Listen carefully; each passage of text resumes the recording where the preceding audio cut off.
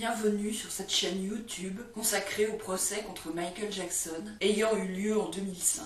Sur cette chaîne, je résume le procès jour après jour en m'appuyant sur la retranscription du procès venant du tribunal de Santa Maria en Californie. Si vous ne l'avez pas déjà fait, je vous recommande fortement de visionner mes vidéos précédentes afin d'avoir une vision précise du déroulement de ce procès et de prendre connaissance de l'ensemble des informations. Dans la vidéo d'aujourd'hui, je vais résumer le déroulement du procès le 19 avril 2005, 34e jour du procès après la sélection du jury. L'interrogatoire de Janet Arvizo se poursuit. Elle affirme que l'argent pour la chambre stérile de Gavin venait de Louise Palanker. Elle affirme n'avoir jamais parlé au téléphone avec Jay Leno. Elle affirme qu'elle a déjà envisagé d'acheter une voiture en 2001, mais qu'ensuite elle a annulé l'achat. Ron Zonen diffuse des images de vidéosurveillance montrant Jay Jackson, Gavin Nestar et Janet Arvizo, images filmées les 20, 21 et 22 mars 2003. Mesereau contre-interroge Janet sur l'affaire J.C. Penney. Elle affirme qu'elle n'avait frappé personne ni résisté. Elle dit que les gardes de J.C. Penney l'ont attaqué sans raison et que Gavin et Star ont été frappés sans raison. Mesereau décrit les accusations de violence qu'elle a faites contre les gardes de J.C. Penney qui seraient survenus sur un parking du centre commercial. Elle accuse aussi les gardes d'insultes et de propos racistes pour l'un d'eux. Elle ne se rappelle plus si Gavin avait 6, 7 ou 8 ans au moment où c'est arrivé et dit « Je ne suis pas bonne en maths ». Elle nie avoir dit à Mary Holzer que les coups visibles sur les photos étaient le résultat de la violence de David et non des gardes de J.C. Penney. Mesereau fait remarquer qu'elle avait d'abord dit sous serment qu'elle n'avait pas l'intention de déposer de plainte civile contre J.C. Penney, puis qu'elle l'a fait et obtenu de l'argent. Mesereau fait remarquer qu'elle avait dit la veille qu'elle ne savait pas ce qu'était devenu l'argent que leur avait donné Louise Palanker, alors qu'elle dit maintenant que l'argent avait servi pour la chambre stérile. Elle présente les choses comme si elle n'avait pas été au courant des collectes de fonds organisées pour Gavin. Elle dit qu'elle a suivi les instructions de David pour ouvrir un compte et y recevoir de l'argent, mais qu'elle ne savait pas d'où l'argent venait. Elle dit aussi qu'elle n'était pas au courant que Chris Tucker allait mettre de l'argent sur ce compte.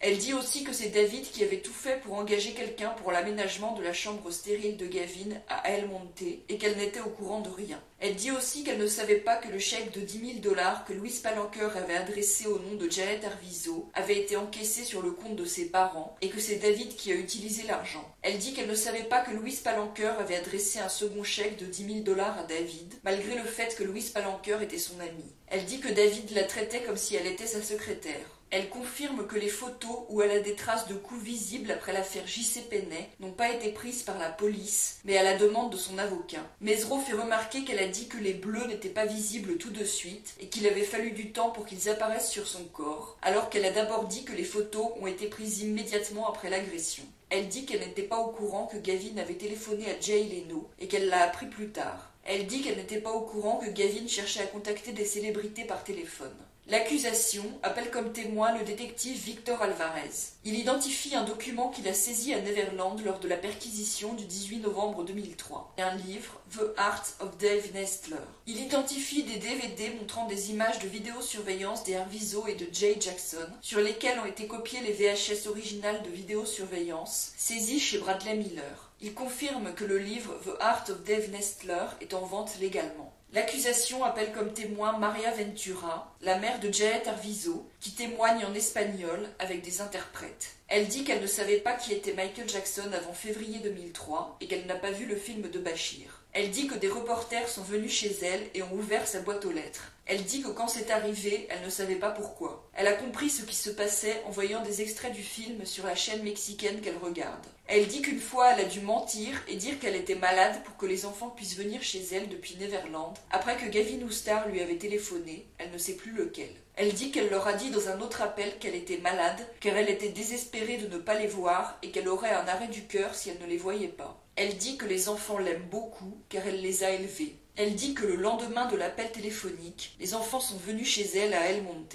Après leur arrivée chez elle, elle a reçu de nombreux appels téléphoniques, notamment d'une personne du nom de Frank. Elle dit qu'elle ne comprenait pas les messages qui étaient laissés en anglais sur son répondeur. Elle dit que des gens sont venus frapper à sa porte pour poser des questions sur les enfants, et une fois un homme a jeté des pierres devant la maison. L'accusation appelle comme témoin William Caldwell, sergent pour le département des shérifs de Santa Barbara. Il a participé à la fouille du bureau de Bradley Miller le 18 novembre 2003 à Beverly Hills. Il a fait la liste des documents saisis dans le bureau de Bradley Miller, les a numérotés et mis dans des sacs. Il identifie des VHS saisis chez Bradley Miller, VHS sur lesquels il y avait des images des Arvizo, surveillés par Bradley Miller. Il a appris que Bradley Miller travaillait pour Marc Geragos. L'accusation appelle comme témoin Rod Forney, détective pour le bureau des shérifs du comté de Santa Barbara. Il a participé à la fouille du bureau de Bradley Miller le 18 novembre 2003. Il identifie des photos des vidéos qu'il a saisies dans le bureau de Bradley Miller. L'accusation appelle comme témoin Michael Davey, professeur retraité de l'école John Burroughs à Los Angeles, où ont été scolarisés Gavin et Star Arvizo. En 2002-2003, il avait un rôle de Grade Level Counselor, conseiller de niveau scolaire et administrateur. Il confirme qu'en 2003, il a constaté que Gavin et Star ne venaient plus en classe et il a envoyé quelqu'un de l'école à leur domicile, mais il n'y avait personne.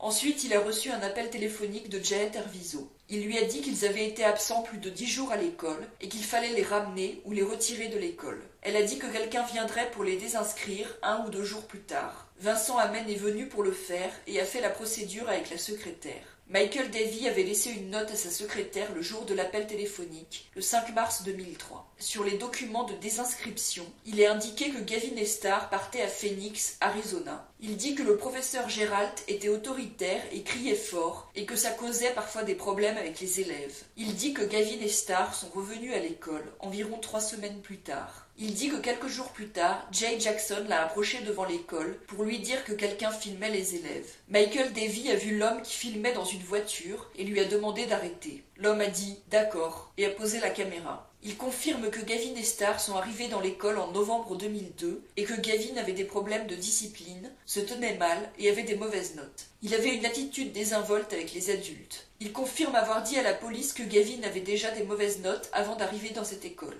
Il confirme avoir dit à la police qu'il n'avait pas vu de différence concernant le comportement et les notes de Gavin entre la période précédant février 2003 et son retour en mars 2003. Il confirme en consultant des documents de l'école que Gavin arrivait en retard à l'école, frappait sur les portes, répondait aux professeurs, avait un impact négatif sur la classe, marmonnait en classe, sautait, je cite, comme un attardé. Il dit avoir eu probablement 6 réunions avec Gavin concernant son comportement perturbateur en classe. Il confirme avoir dit à Janet Arvizo que le comportement de Gavin n'avait pas changé entre la période avant février 2003 et son retour à l'école en mars 2003. L'accusation appelle comme témoin Janet Williams, retraitée qui a travaillé comme détective pour le bureau des shérifs du comté de Santa Barbara. Elle a participé à la perquisition à Neverland le 18 novembre 2003 et a saisi des documents au rez-de-chaussée de la chambre de Michael Jackson. Elle identifie des livres de photos et des magazines nudistes des années 30 qu'elle a saisis dans la chambre. Les livres de photos ont pour titre Bob and Rob, Before the End of Man,